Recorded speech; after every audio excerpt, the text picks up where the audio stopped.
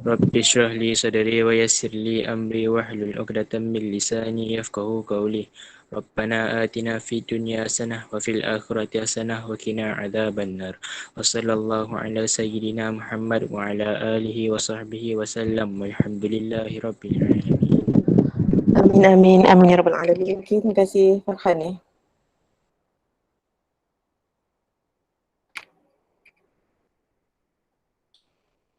Okey, dah tengok belum bab 8? Dalam buku awak tak kisahlah modul ke, buku teks ke, okey je. Dah tengok belum? Korang pernah jumpa tak tajuk-tajuk ni? Tajuk-tajuk, apa isi dalam apa tajuk ni sebelum ni?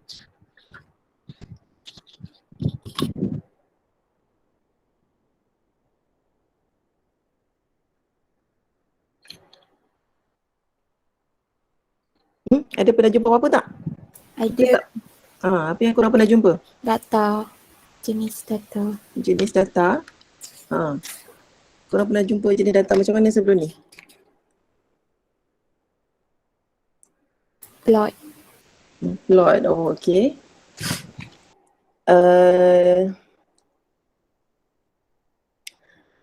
Rasanya sebelum ni awak last pergi tak tahulah form 3, form 2 belajar apa, tapi form 1 lah yang pasti memang ada pasal plot yang apa stem and leaf dan juga dot plot tu So kat sini dia punya learning standard dia ada banyak tapi tak apalah nanti sekarang sebenarnya cikgu boleh simplify tapi nantilah dulu.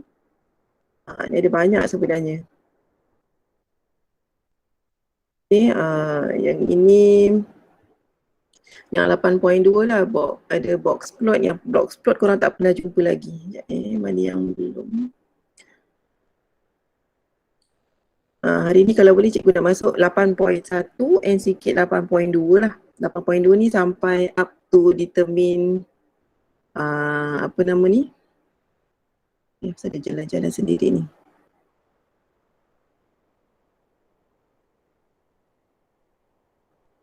Ni pun tak sampai, tak apa, sekejap.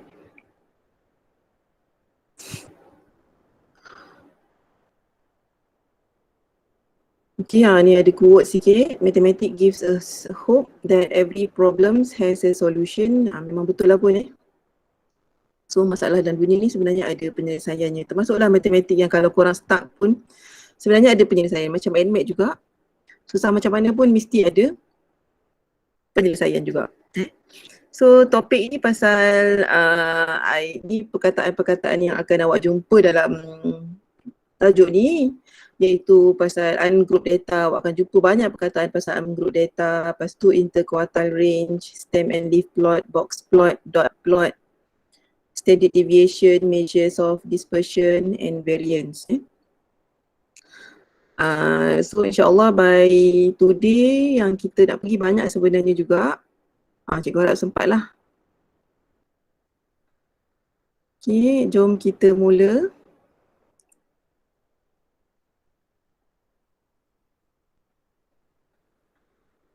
Yang pertama sekali dispersion, kan tajuk dia measures of dispersion. So kita kena tahulah dispersion tu apa dia.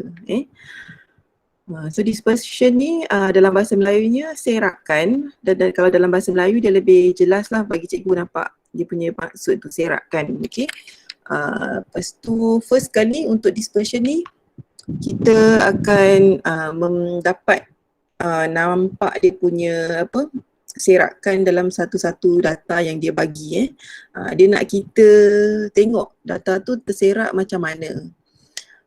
Adakah dia kecil serakannya atau besar. So kalau dispersion small maksudnya range dia small lah. Range ni perkataan yang awak pernah jumpa. Range ni apa dia? Julai. Julat tu apa dia? Julat tu apa dia?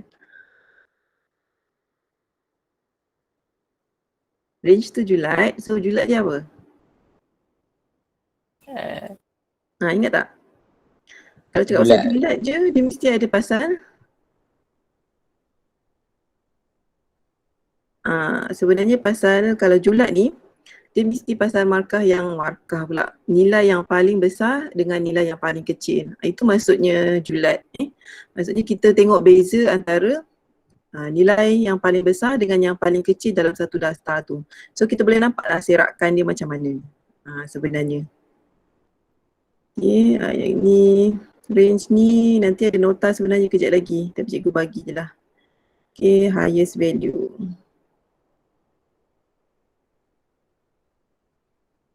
Tolak, ni. Tolak dengan lowest value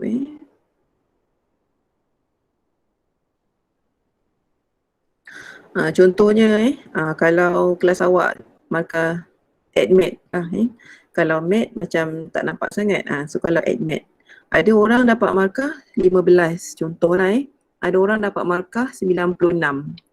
So dia punya dispersion tu jadi sangat besar, betul tak? 96 dengan berapa belas? 15. So serakan dia besar berbanding dengan kalau macam kelas yang elok sikit, dia punya dispersion tu sepatutnya tak sebesar itu. Patutnya macam paling sikit pun markah dalam 40 and paling tinggi 90. So dia punya serakan atau dispersion dia tak besar sangat. So sebenarnya kalau data yang konsisten, dia punya dispersion tu semualah kecil. Kalau data yang bagus ataupun yang konsisten. Kemudian untuk dispersion ataupun yang melibatkan measures of dispersion, yang ni dispersion, values, bila ada values dia akan masuk kepada tajuk kita lah. Dia akan masuk tajuknya measures of dispersion. Kalau pasal serakan besar atau serakan kecil tanpa nilai itu namanya dispersion je. Tapi bila ada value dia akan jadi tajuk yang sebenar lah, measures of dispersion. So nilai-nilai yang kita boleh gunakan untuk melihat sesuatu serakan atau dispersion ni adalah 4 nilai ni. Okay, ada range, interquartile range, variance dengan standard deviation. Nilai lain kita tak boleh tengok dia punya serakan. Okay, 4 ni sahaja yang kita boleh guna untuk menilai satu-satu serakan.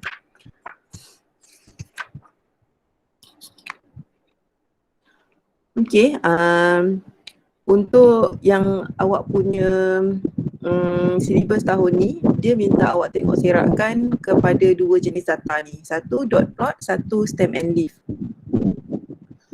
Dalam buku modul, cikgu rasa ada dia bagi describe, ada ni. Okay, dia suruh describe satu-satu data tu So dot plot, ingat lagi tak dot plot ni macam mana? Let's pergi form 1 cikgu rasa. Tak. Dot plot ni dia ada paksi X dan paksi X tu ada tentang data tu. Contohnya kalau kat sini ada numbers of brothers and sisters, so ada yang numbers of brothers and sisters 0, 1, 2, 3, 4. Maksudnya kalau yang 0 ni dia anak tunggal lah. Kemudian yang ada 1 kakak atau abang, 2 kakak atau abang, 3 kakak atau abang, 4 kakak atau abang.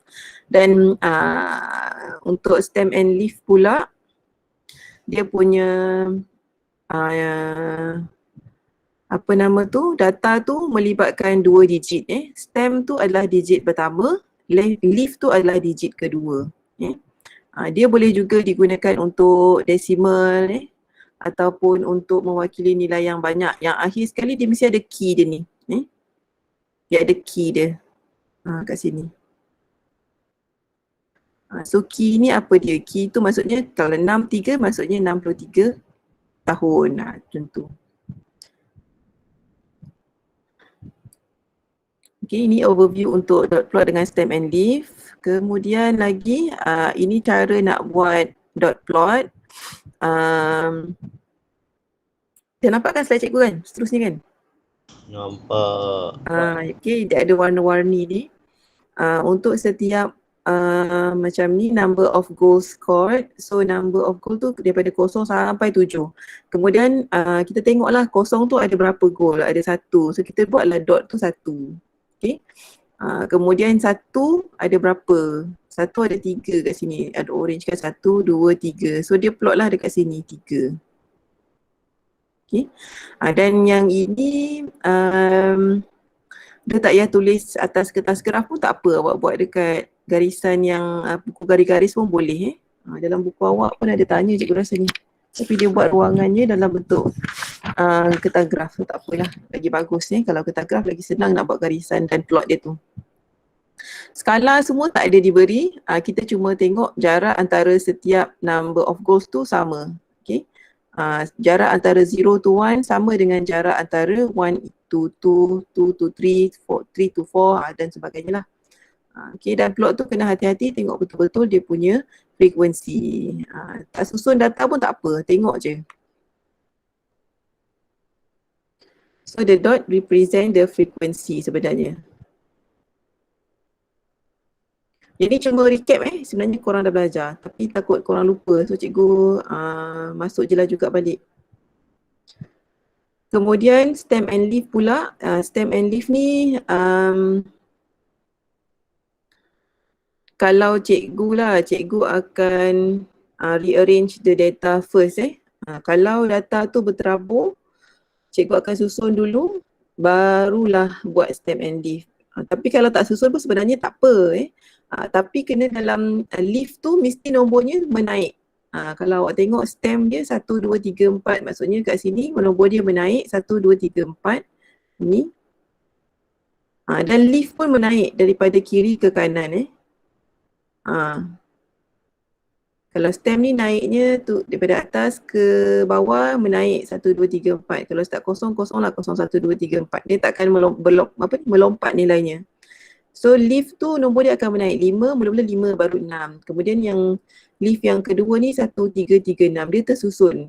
Itu cara nak buat leaf untuk stem and leaf ni. Sebab itulah kalau cikgu akan susun dulu. Okay, rearrange. Kalau tak susun takut dia susah nak plot. Kadang-kadang awak terskip nilai tu. Dan untuk latihan dalam buku awak dia tak bagi nilai yang besar sangat, so sepatutnya okey lah, boleh je buat dengan senang, tak susun pun tak apa. Ada soalan tak?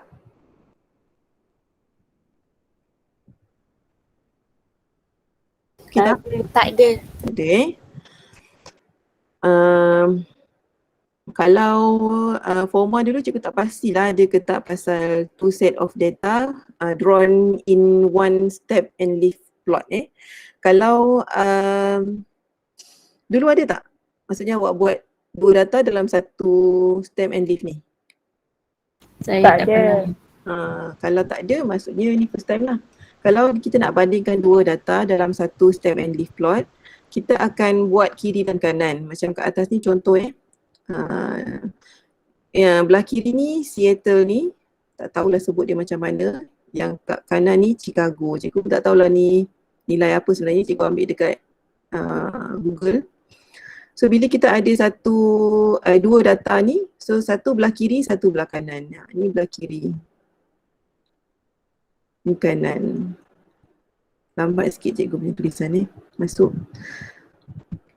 Jadi kiri ni kita baca daripada kiri lah. So 04, 0407. Kita baca ke kiri. Kalau ke kanan baca macam biasa. Kalau yang belah kiri kita baca ke kiri. So kalau 18 ni maksudnya 18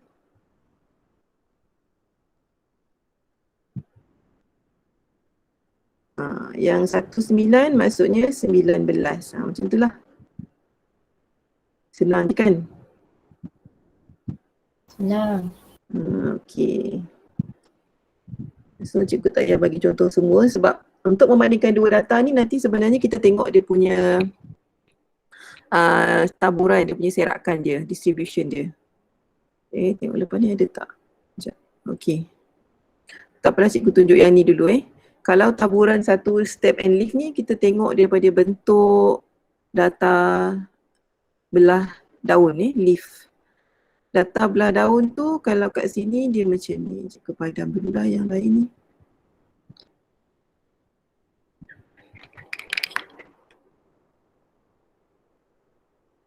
Kalau kita nak tengok distribution distribution ini kita tengok bentuk ataupun cikgu rasa bentuk lah kot yang paling senang nak faham ya. Okey, bentuk leaf yang ini macam ni. Bentuk leaf yang ini macam ni. So kita punya bentuk tu kalau kita nampak daripada bentuk kan, awak rasa point group mana yang lebih banyak? Chicago leaf. Okay, daripada bentuk tu kita boleh nampak sebenarnya yang paling banyak dia punya nilai dia ataupun point dia adalah daripada Chicago. Kalau Seattle tu dia banyak yang kosong kan. So dia punya data tu makin banyak, digit depan tu makin sikit. So kat sini Chicago yang banyak dia punya point. Itu cara nak tengok bentuk daun tu. So pergi kepada how do we explain the dispersion. Ini cikgu cakap tadi tu, kita akan look at the shape of the dots and the leaf. No calculation needed. Kita tengok je. Sebab kalau dia nak suruh awak explain the dispersion, tak payah kira. Maksudnya tengok sahaja. Lainlah kalau dia suruh kira measure the dispersion, macam kira ataupun hitung sekian-sekian lah. Tapi kalau hitung tu dia akan cakap calculate the value of interquartile contohnya. Okay? Tapi kalau macam disuruh explain saja, memang tak ada calculation. Kita tengok sahaja dan kita cerita apa yang ada dekat data tu.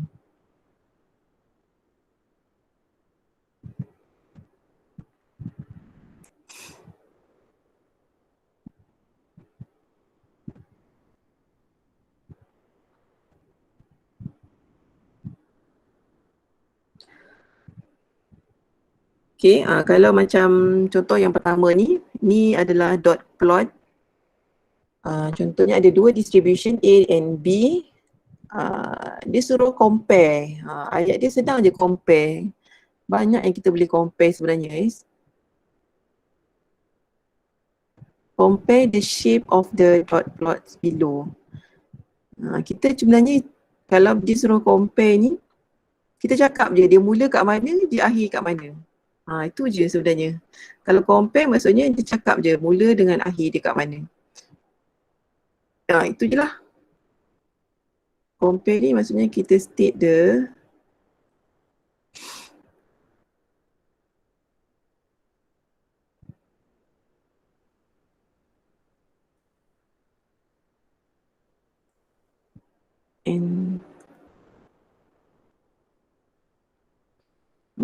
senang je sebenarnya yang ni. Tapi kalau tak tahu, memang tak boleh jawab lah soalan yang pasal compare. So kita bagi tahulah kalau yang distribution A started from 0 to 10. Dia bagi dah sini distribution A ni startnya dengan 0 to 10. Yang B started from 4 to 9. Itu je jawapan dia. Senang kan? Ini mungkin masuk bahagian A lah Senang. Okay, dan kalau disuruh describe pula. Ayat kedua tadi compare, sekarang describe.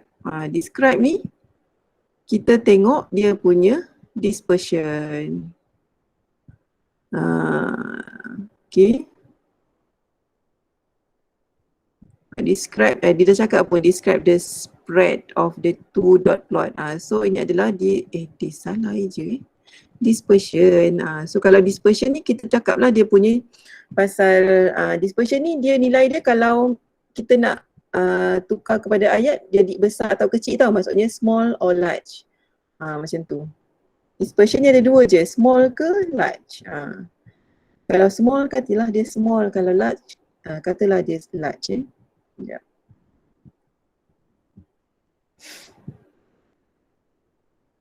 Describe the spread, maksudnya dia adalah dispersion. So dispersion is either small or large dispersion. Saya lagi hijau je ni. Akal betul lah ya Allah. Jadi kita bagi tahu distribution A has a larger dispersion compared to distribution B. Itu je lah. Okay, ini untuk explaining the dispersion. Explain sahaja. Explain dah lepas. Next kita kira pula measures of dispersion. Measure, kalau namanya measures of dispersion, maksudnya kita kena kira, okay, calculate the value of range, interquartile range, variance and standard deviation. So sini 4 nilai ni memang akan jumpalah untuk dispersion. Tapi yang dia selalu tanya tentang apa yang measures yang sesuai, nanti ada 2 nilai je sebenarnya. Tak apalah, tengok dulu apa itu range. So range adalah basically largest value and smallest value. Dan kita ada nilai macam ni. Cikgu lupa lah nak tanya hari tadi. Apa dia ungroup data? Ungroup data. Kita belajar pasal measures of dispersion for ungroup data kan? Apa dia ungroup data sebenarnya?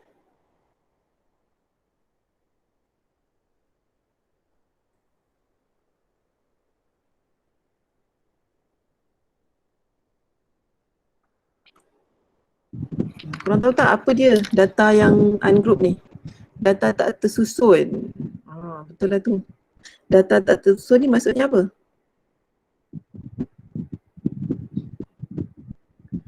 Betul ni data yang ikut turutan. tak ikut turutan. Okey, lagi kalau tersusun tu, yang kalau awak kata tersusun dia macam mana? Dia ikut turutan. Dia ikut turutan. Okey.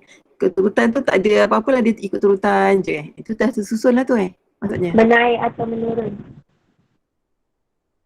Menaik atau menurun. Oh okey. Boleh lah, tapi tak tepat lagi sebenarnya. Kalau ikutkan data yang terkumpul ataupun data yang tersusun, sebenarnya dia dalam table. Dalam table yang namanya frequency table. Kalau ungroup data ni, dia bukan saja bersepah, dia tak ada table. Dia tak ada apa nama tu, tersusun turutan menaik itu betul, tapi sebenarnya kalau turutan menaik pun boleh sebenarnya jadi data yang tak terkumpul kalau dia tak dalam jadual. Okay. Okay, ni ungroup data, dan data tu maksudnya data yang mentah. Ungroup data ni data mentah.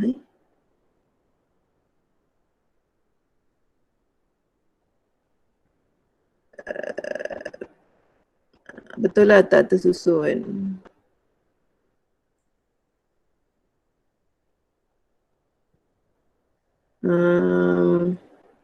Apa lagi? Dia data mentah ni data original tau. Kan kata data tak masak pula. Mentah, lawak sebenarnya data yang original. Contohnya kita ambil ketinggian pelajar kelas 4 Ghazali. Maksudnya semua ketinggian tu kita tulis. Kita tulis satu persatu. Itu data yang original. Dia tak tersusun. Tapi kalau tersusun pun boleh juga jadi ungroup data. Macam mana data yang tersusun ni jadi ungroup data? Sekejap yang cikgu tunjuk. Kalau kita buat stem and leaf tu kan data tu tersusun sebenarnya, betul tak? Daripada kecil sampai besar. Itu sebenarnya masih ungroup data. Tapi dia tersusun, tapi dia ungroup data. Sebab data yang group ni sebenarnya dia ada range. Contohnya kalau cikgu kata ambil data pasal tinggi tadi kan, kalau data yang tersusun dia akan ada range. Contohnya ketinggian 150 hingga 155 berapa orang. Ketinggian 156 hingga 160 berapa orang. Dia akan ada macam range dalam value macam ni. Dia ada value, range tu, value tu ada range, kemudian ada frekuensi. Senang ceritanya frequency table lah. Tapi yang ni data tak terkumpul ni dia not in frequency table. Not in.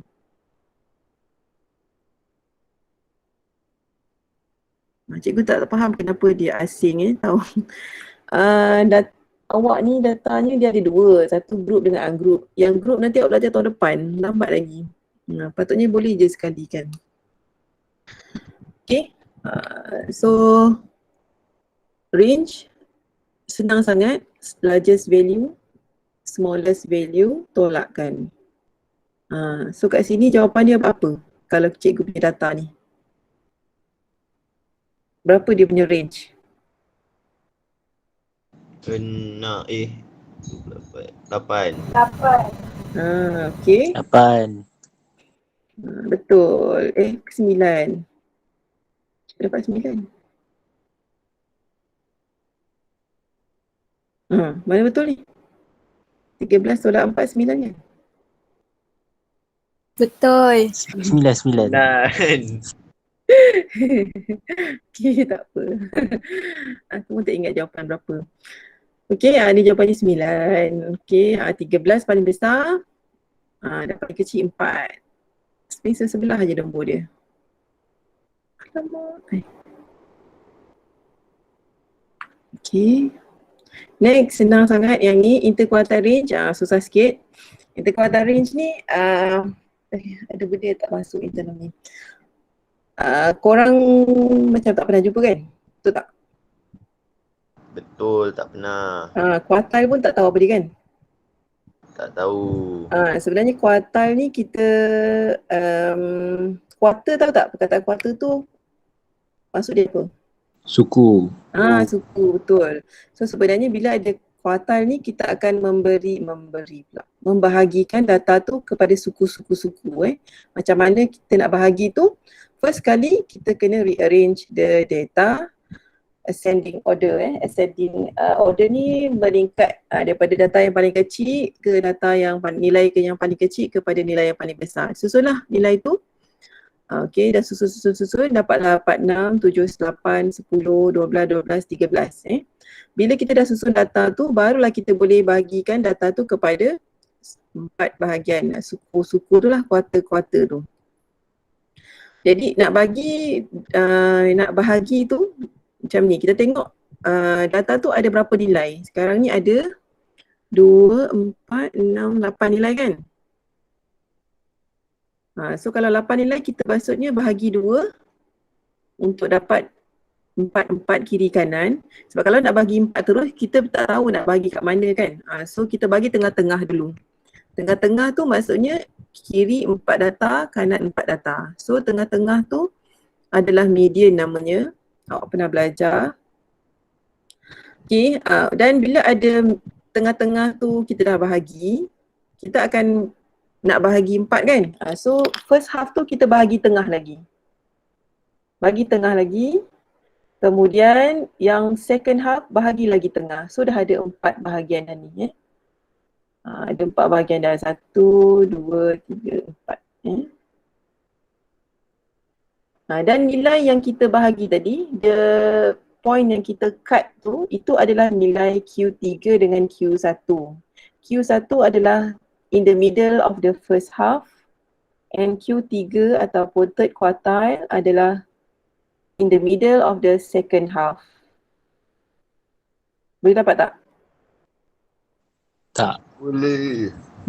First, potong Boleh. dulu. Okay, potong dulu. Potong 4 bahagian nak potong 4 bahagian mesti buat median dulu tengah-tengah ni. Median ni awak dah belajar kan? Dah. Okay, so bila kita potong median ni, kita akan bahagikan data tu kepada kiri dengan kanan. Kiri dengan kanan ni maksudnya first half ni nilai yang first half lah. First half ni adalah sebelum median. So nilai sebelum median tu kita bahagi 2. Bahagi 2 tu bukannya bagi sesuka hati kita carilah. Sekarang ni sebelum median ada 4 nilai. 4, 6, 7, 8. Ada 4 nilai. So tengah-tengah dia adalah di antara 6 dengan 7 tu. Itu adalah first quartile. Untuk second half, sebelah kanan median, kita akan bahagikan, ni 4, 6, 7, 8 tu ada 4 nilai. Kita bahagi tengah-tengah maksudnya di antara 6 dengan 7. Kemudian untuk second half kita ada 10, 12, 12, 13. So ada 4 juga nilai. So kita akan bahagi tengah-tengah. So di antara 12 dengan 12. So kalau tengah-tengah ni maksudnya Q1 ni di antara 6 dengan 7. Macam mana kita nak tahu nilai di antara 6 dengan 7? Macam nak tahu di antara 6 dengan 7 ni apa nilai dia? Betul tak? Betul tak? Ya ke? Jadi kalau ada dua nilai ni, kita akan buat, ingat lagi tak? Cari purata.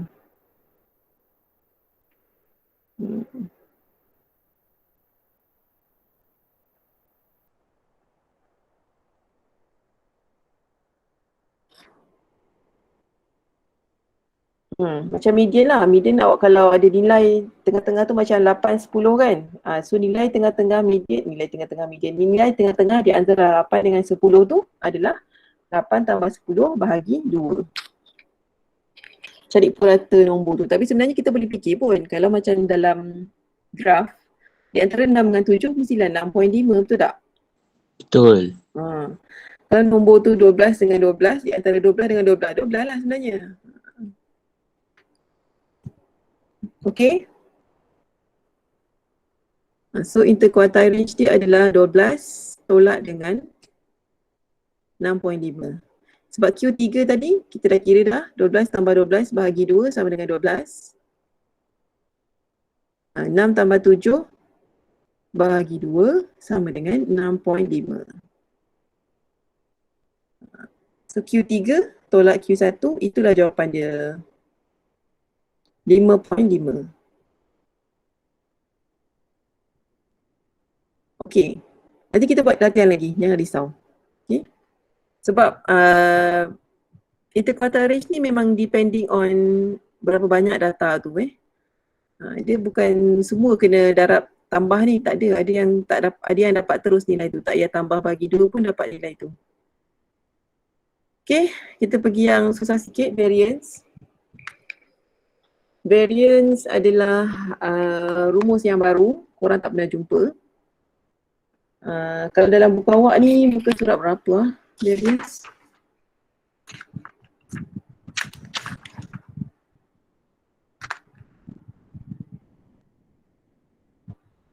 $98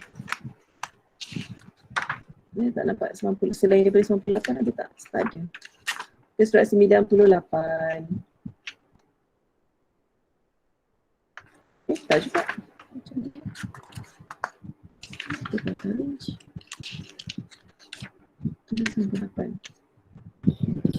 Okay, rumus dia yang ini. Dan kalau buku awak, buku surat 98 tu dia tak bagi nota ni, dia bagi terus soalan ni. Dia tak bagi nota ni. Macam ada nota tu, jumpa kat mana je.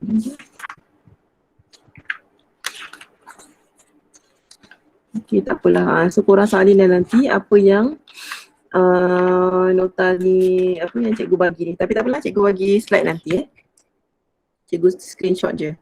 So untuk yang variance ni dia ada simbol baru, iaitu simbol apa perkataan ni cikgu tak ingat lah. Mu ke apa tak? Bukan mu ni, tak ingat.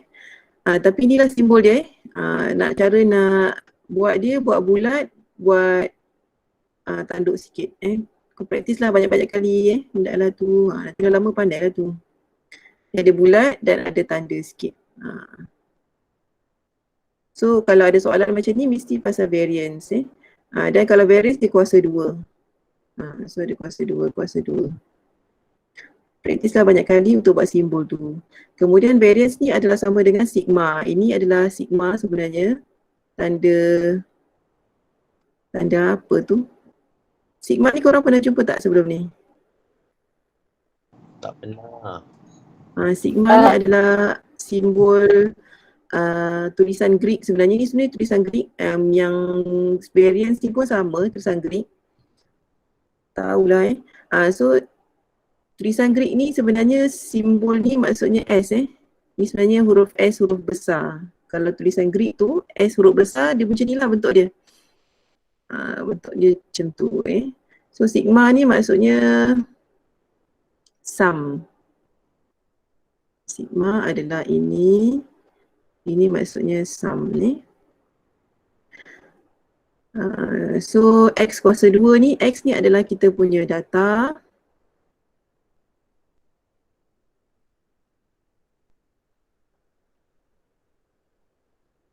Data ni maksudnya 6, 7, 10, 12, 13, 4, 8, 12. Nombor-nombor tu. Dan N adalah number of data. Number of data ni nama dia. Betul lah tu kot. Ikut. Number of data. Number of data ni maksudnya berapa data yang kita ada ni. 6, 7, 10, 12, 13, 4, 8, 12 ni ada berapa nombor. Okay. So kat sini dalam kes kita ni N sama dengan 8. ada 8 nombor kan. So N sama dengan 8. Okay, X kuasa 2 tu nanti kita akan kuasa 2 kan. Kemudian yang ini tolak sigma X per N. Yang ni sebenarnya awak dah belajar dah. Okay, sigma X tolak per N ni adalah min. Bahasa Inggeris MEAN, tak apalah, min So sigma X over N adalah total data tu over 8, 8. Over 8. Nanti kita tengoklah macam mana kiranya. Dan dia boleh juga ini sama dengan So yang ni yang tadi simbol min adalah yang ini X tanda atas tu. Ni simbol untuk min.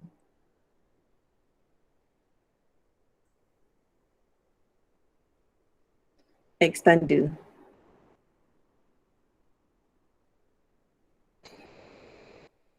Okay, rumus ni macam susah nak ingat, tapi kalau lama-lama buat boleh ingat. Dia minta sigma X kuasa 2 per N. So N tu kita tahu 8, tapi kita tahu X kuasa 2 tu berapa. So kita kira lah. Kuasa 2 dia macam ni, 6 kuasa 2 tambah 7 kuasa 2 tambah 10 kuasa 2 tambah 12 kuasa 2, okay. Tambah 13 kuasa 2, semua kita tambahkan. Dapatlah berapa jawapannya? 722. Cuba tekan kalkulator, sama tak? Cikgu buat slide ni malam tadi. Waktu blackout, malam tadi hujan kat sini. So cikgu pakai handphone je kira, betul tak? 722.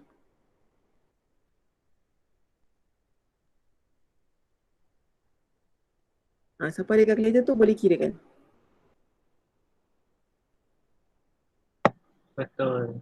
Betul So sigma X kuasa 2 kita dah dapat dah 722. So kemudian calculate the mean. Mean ni sebab kita nak tolak mean kuasa 2 tu untuk mean kuasa 2 tu mean kiranya X tanda. So jumlahkan 6 tambah 7 tambah 10 tambah 12 tambah 13 tambah 4 tambah 8 tambah 12. Dapatlah 72 per 8. Jadi mean adalah 9. Bila dah kira mean, kita masuklah dalam formula. Formula dia adalah yang itu. So kat sini, cikgu lupa buat kuasa 2 sekejap. Variance ni mesti ada kuasa 2 So 722 per 8 tolak min kuasa 2. 9 kuasa 2. So dapatlah jawapan. Berapa jawapannya?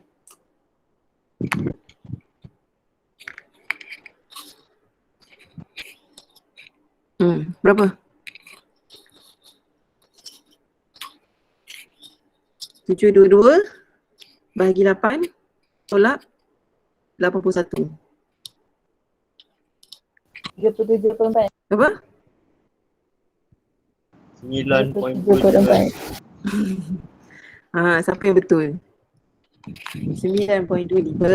Tak tahulah, korang tekan calculator macam mana? Kalau tolak ni tak boleh sekalikan kalau cikgu lah, tak tahulah korang buat macam mana. Tekan 722 per 8 sama dengan answer tolak 9 kuasa 2. Okay.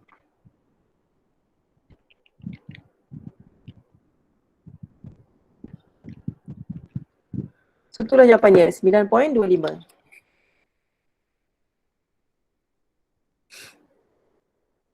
Okay, standard deviation.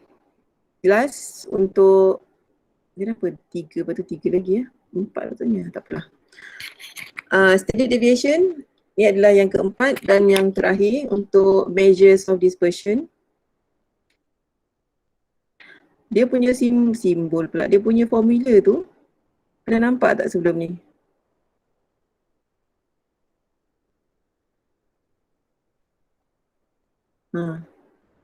Dia punya rumus tu yang cikgu tulis tu, pernah nampak tak? Pernah nampak tak tadi? Pernah. Apa? Pernah. Sebenarnya sama je dia kan? Sama Dengan dengan tadi. tadi tu apa? Apa nama tadi? Variance. Variance. Okay. So sebenarnya standard deviation adalah square root bagi variance. Sebab itulah variance tadi kan ada square kan. So dia punya standard deviation ni square tu hilang sebab dia dah pergi kepada sebelah variance. Sebab itulah kalau simbol variance dia mesti ada kuasa 2 tu. Simbol tu kuasa 2. Tapi untuk standard deviation tak ada kuasa 2 sebab dia dah bagikan variance. So square root variance adalah standard deviation, kira je lah. Kita dah dapat 9.25 tadi, kita square root kan. Dapat jawapan standard deviation. Senang je. Standard deviation senang. Kalau dah tahu variance lah. So jawapannya 3.041. Okay, ni step nak kira ni nanti dalam masa sendiri korang fahamkan lah nanti kalau nak explain lama kat sini pun buat ngantuk je. So but how are we going to use these values? Yang ini harapnya sempatlah 10 minit lagi ni. Sorry lah cikgu lambat tadi. Adalah masalah yang tak dapat dielakkan. So kat sini untuk nilai-nilai yang kita kira tadi sebenarnya akan digunakan untuk compare two or more sets of data. Maksudnya kalau ada beberapa data untuk kita bandingkan, barulah kita boleh guna benda ni. Barulah kita macam tahulah, oh kita kira ni untuk apa, kita kira ni untuk apa. Kalau setakat satu data je dia suruh kira je, dia tak ada guna sangat, tak nampak guna sangat. So contohnya macam ni.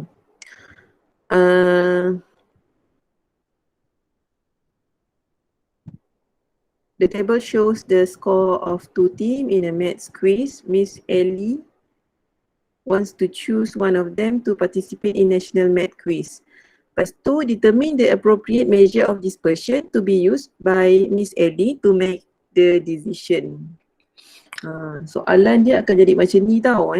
Dia akan bagi dua set data yang untuk kita fikirkan yang mana yang lebih baik atau yang lebih bagus.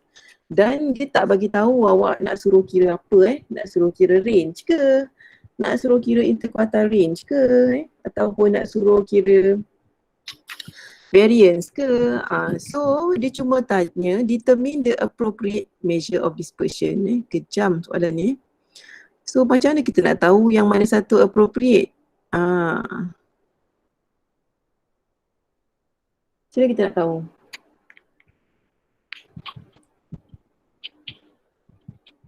Mesti korang tak tahu kan? Mesti cikgu bagi tahu. Appropriate measures of dispersion sebenarnya adalah standard deviation untuk any cases.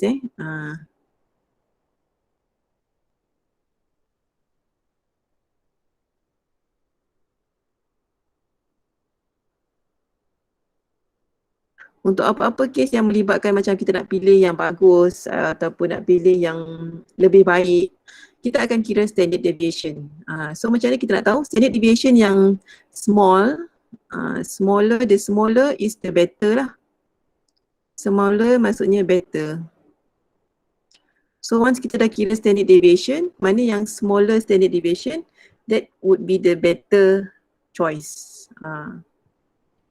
Okay? Boleh terima tak? Boleh. So cuba kita kira dia punya standard deviation. Ni cikgu tak buat slide ni, cikgu nak kira sama-sama ni. So kalau kita nak buat standard deviation, mesti kira dia punya rumus standard deviation, cikgu tulis balik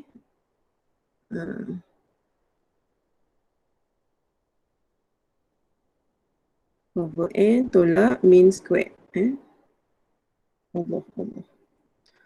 So kita kira dulu kuasa 2.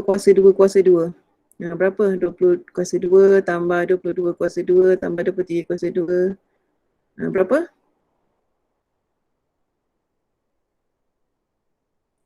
Siapa ada kalkulator? Cikgu tak nak kira ni. 3339. 3, 39. 39, okey. Yang bawah?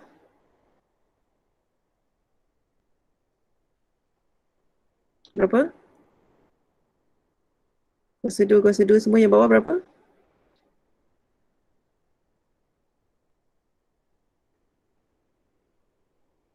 Dua 2924. Okey, 2924. Betul. Jadi kita kira min untuk grup 1, tim 1. Berapa? Tambah 20, tambah 22, tambah 23, tambah 25, 25, tambah 26 tu per dengan 1, 2, 3, 4, 5, 6. Berapa? 23.5. Min 23.5 yang kedua?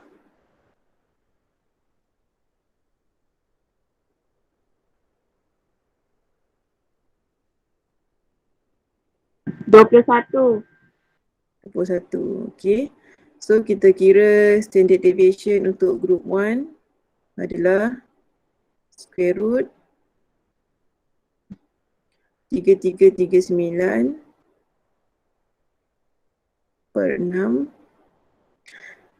Untuk kira standard deviation ni korang jangan square root dulu tau. Kira dulu dalam tu. Dalam square root dulu. Tolak 23.5 square. Standard deviation team tu adalah square root. Kalau ada kalkulator canggih yang warna putih tu, kelas Swiss tu boleh. Boleh type terus. Tapi kalau kalkulator kelabu Casio yang biasa tu, korang kena kira yang dalam bumbung ni dulu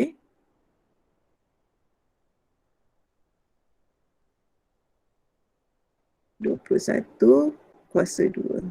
Berapa? Dapat tak? Okay, 39 bagi 6 tolak 23.5 square over cuba dapat square root 4.25. Dapat tak? Dapat. 6 tolak Dapat. 21 square. Biar aku buat ni.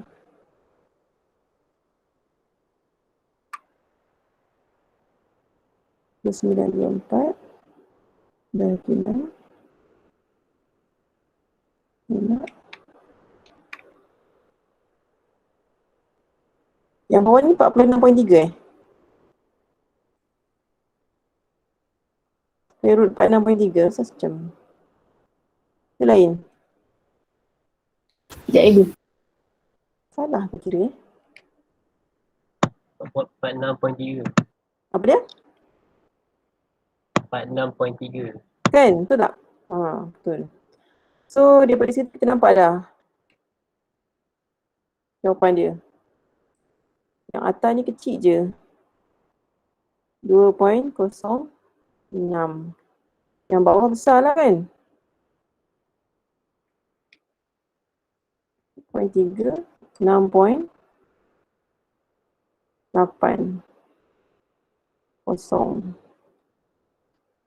So obviously ini yang smaller, okay? Ni smaller yang better kan?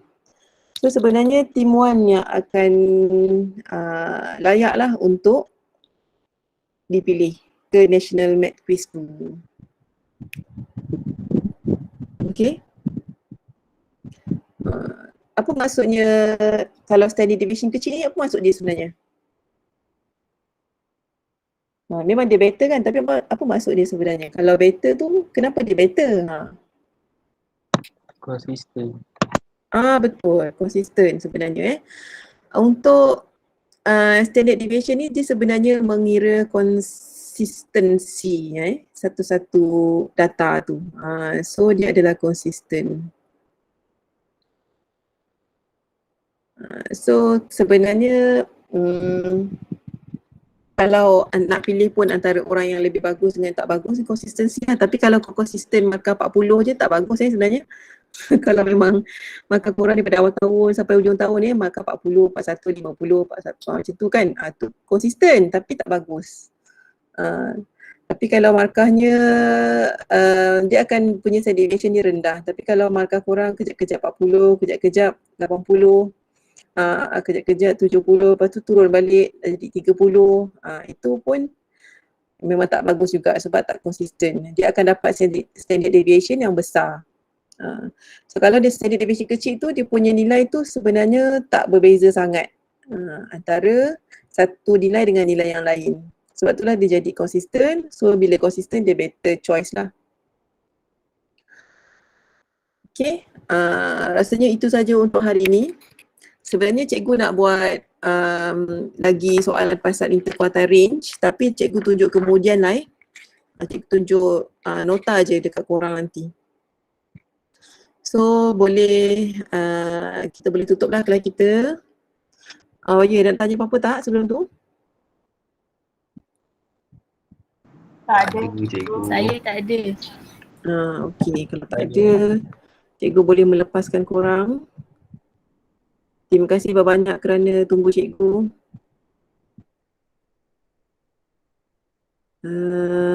Kita jumpa lagi esok insyaAllah. Esok insyaAllah on time lah. Tapi kalau on time pun sebenarnya cikgu akan habis dalam masa sejam ataupun tak sampai sejam je. So setengah jam lagi sepatutnya korang boleh buat kerja sebenarnya lah, cikgu nak bagi macam tu.